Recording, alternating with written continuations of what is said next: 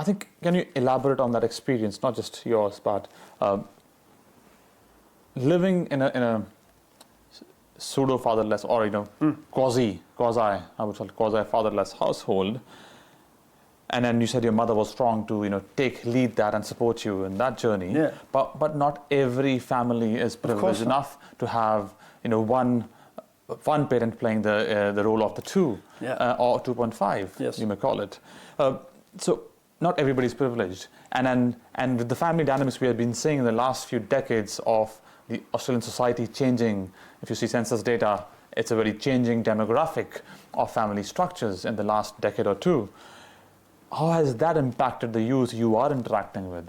And how has fatherlessness of, having challenged relationships with their fathers impacted the anxiety and everything else? I mean, from my observation, and yes, I'm one example in my specific situation. I'm very lucky and grateful for my mother. Mm-hmm. I've had students that were significantly unlucky, mm-hmm. where both parents were either doing drugs or, barely getting by, living in a tent outside of the house that they were, allowed to be in the backyard of, in the mm-hmm. tent, right? But how has this unfolded for the children, especially for the fatherless side of things? Start with the guys, start with the males, the men. They don't have as much masculinity as I remember growing up mm-hmm. with my peers, my fellow students. They've become softer. And I think that is a detriment to society, because who's going to fix things? Who's going to fight when, an intruder comes in? Who's going to, make the decisions, critical decisions, with the critical thinking? So that's the male role. And again, from my upbringing, it's always been the male role. Now the girls, well, I'll just say two words. OnlyFans. Mm-hmm. Validation. Mm-hmm. And again, from my observation and through my interviews and my personal chats with a whole bunch of females who have OnlyFans, most of them, almost all of them, their father wasn't there for them growing up. Oh. Mm-hmm. Now, other people have said this before me, but there's a pattern there. Mm-hmm. And I'm all about patterns, recognising mm-hmm. patterns and seeing how do we undo it. Mm-hmm. The ones that have experienced that already, okay, we learn from those. Mm-hmm. The ones who haven't experienced that yet, hopefully they won't, mm-hmm.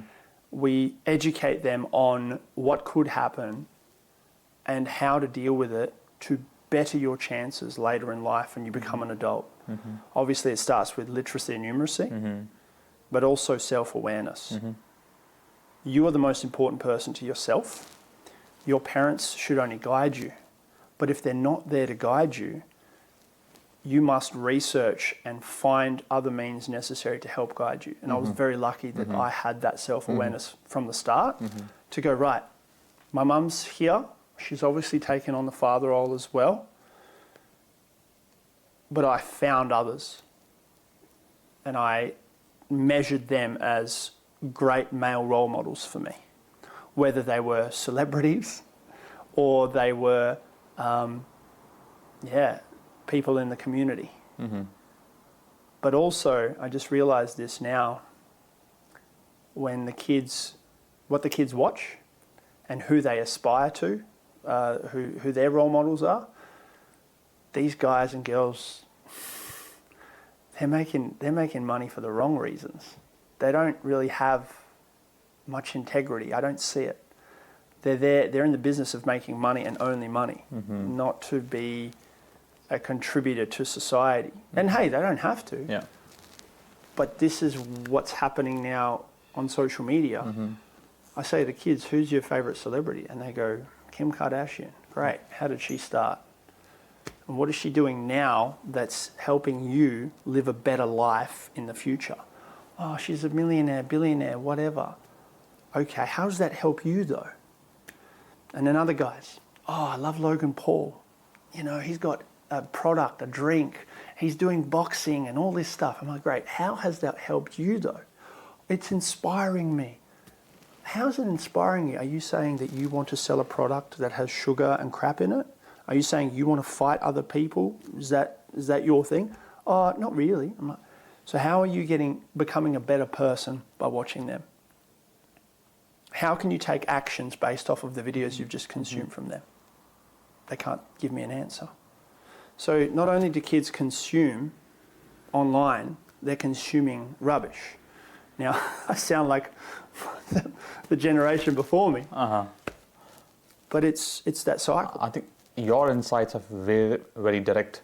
Your raw insights. You're talking to them, to the youth of Australia, very regularly. Yeah. You're interacting with them through TikTok and all other mediums. You do that.